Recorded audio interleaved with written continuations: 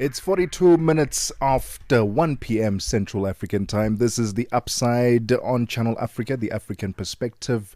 We are your gateway to the good life with Tebohole Kuleni and Matseko Mosito. Join us live on our social media platforms at Channel Africa on Facebook and YouTube and at Channel Africa 1 on TikTok. And download our brand new Channel Africa app. Let's continue our conversation as we were exploring the emotional and psychological impact of unrealistic beauty standards on women. And on the line, we're joined by psychological counselor Dimpo Lecha.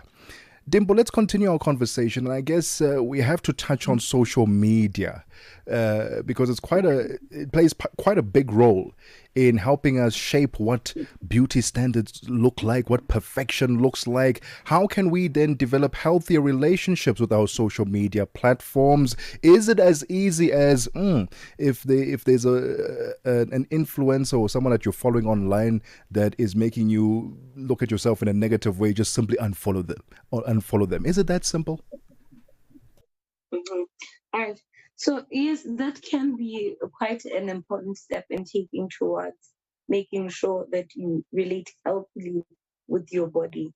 So it's very important to limit comparison, and you can do that by curating your social media, as you said, and also learning to, like I said, follow other accounts that inspire you, not just in terms of your body, but in terms of general other things that you're interested in, things that intrigue you, things that you're good at, and so forth. So it can be a useful tool, and it doesn't just stop there.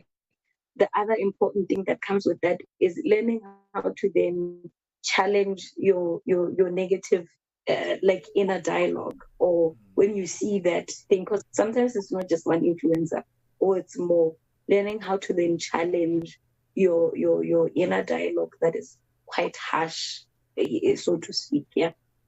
Right.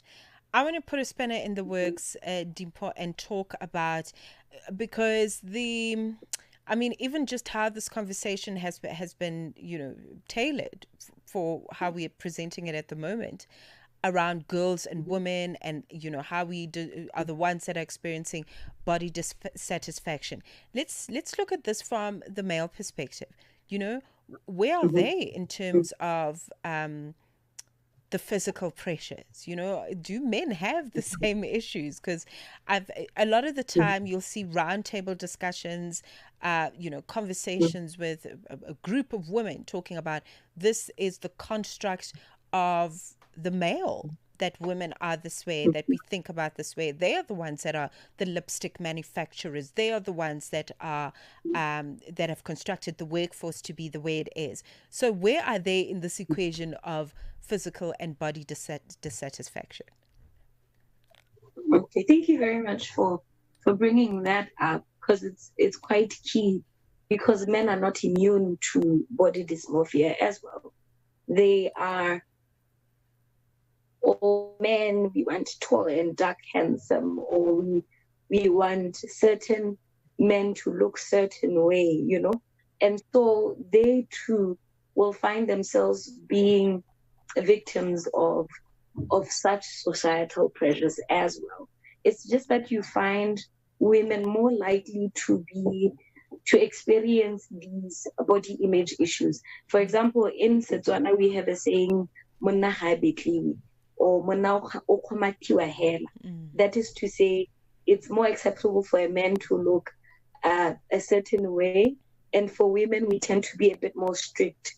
When we evaluate women, we tend to want them to be pleasing and acceptable, and it especially relates to their appearance. Whereas for men, it's not necessarily the case, but there are instances where you find men also falling victim to the same.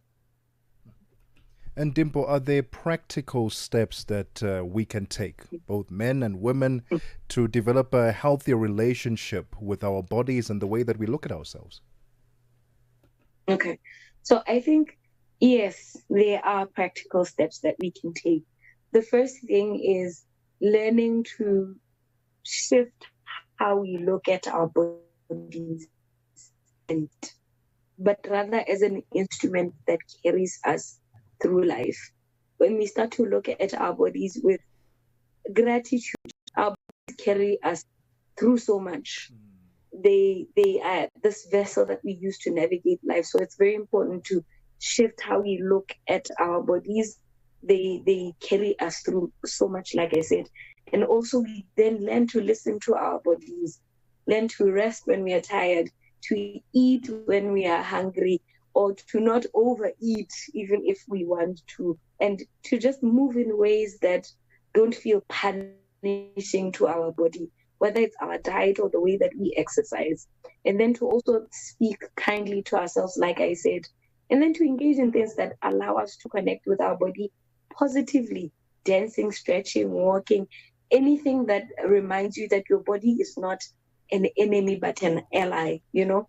And then when we see interference with our daily life, it's then important to also seek professional support. Right. Dimpo, thank you so much. So much value in what you had to say. And I guess the work is really up to us.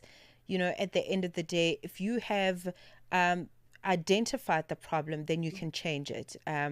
Dr. Full used to say, you cannot change what you don't acknowledge. So here we are. We need to acknowledge that there is an issue so that we can deal with it. But thank you so much for the time. Anywhere where we can perhaps find you, do you share some psychological counseling on social media? But also if we'd like to make a personal booking. Okay. Currently, I'm not that active on social media, but I tend to post a few insights in my LinkedIn platform. It's Sure. just Dimpo Janet Lecha. That's where I'm mostly available. Okay, Dimpo Lecha, a psychological counselor, just walking us through physical identities in this world that has come up with all these unrealistic standards of beauty, and we're just unpacking that. The link for this conversation should be up on our YouTube and Facebook, just in case you missed it. It's 11 minutes before 2 p.m. Central African time. Let's take a quick breather. When we get back, it's time for Vento Clock. With